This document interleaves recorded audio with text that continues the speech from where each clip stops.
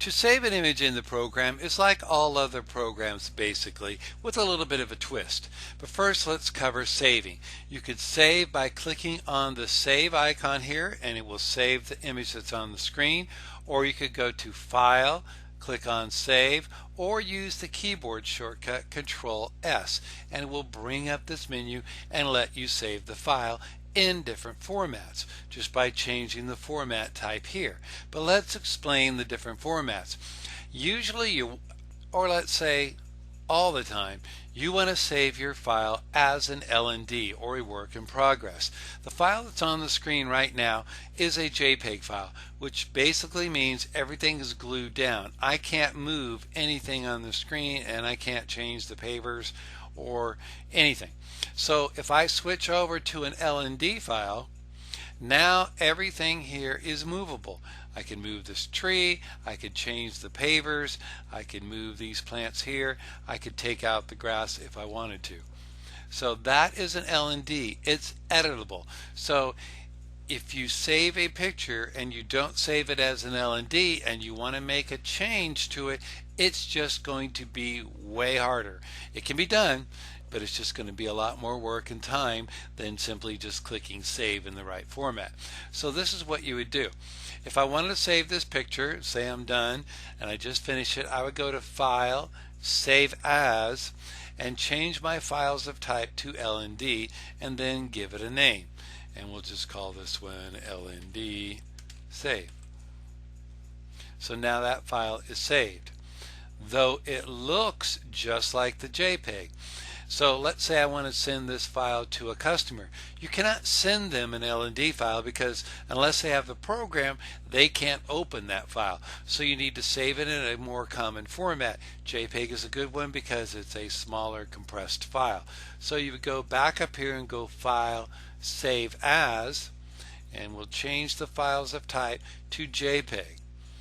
And then you would change the name, and we're going to say this one is LND Save After. Now they are the same picture, but you're going to see the difference here. Again, a JPEG, you will not be able to move the file. So let's close these.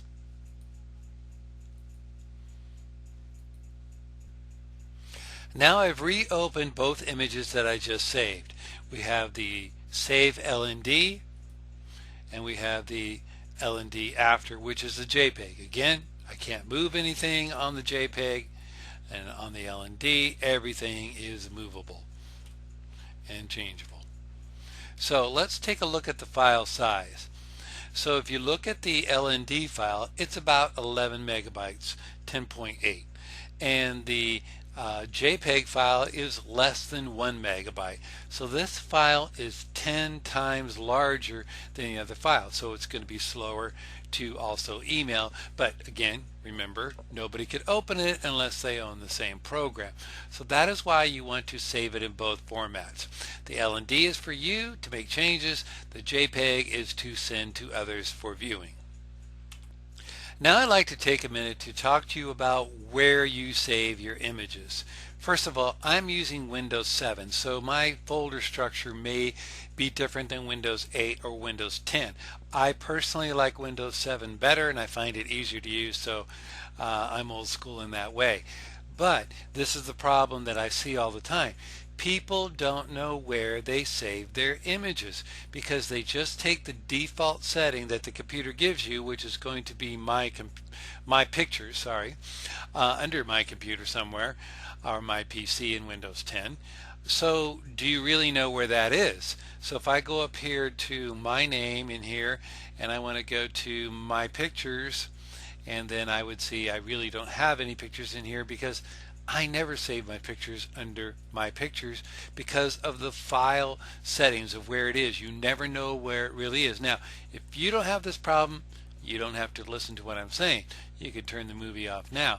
But basically what I've found with users, it's best if you go to my PC, my computer, whatever it's called, make a folder on your C drive,